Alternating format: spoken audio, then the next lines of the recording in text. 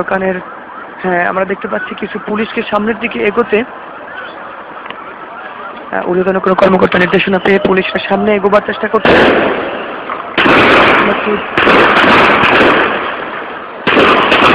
এবং হেফাজত কর্মীরা সামনের দিকে দৌড় দিচ্ছে বলে মনে হচ্ছে।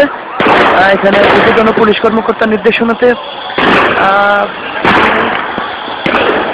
রাবার বুলেট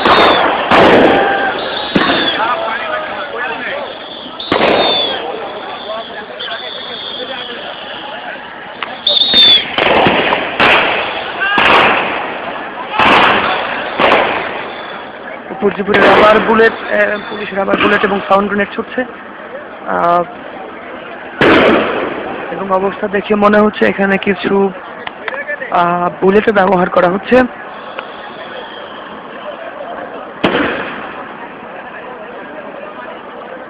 সম্ভবত এখানকার টিমটি মতিঝিল জোনের দায়িত্বে থাকে এডিসি মেহেদি হাসানের নেতৃত্বে তারা কাজ করছেন।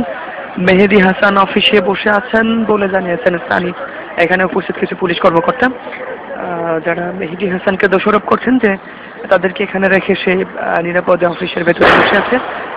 ফোন করেও নাকি দিক নির্দেশনামূলক কিছু পাওয়া যাচ্ছে।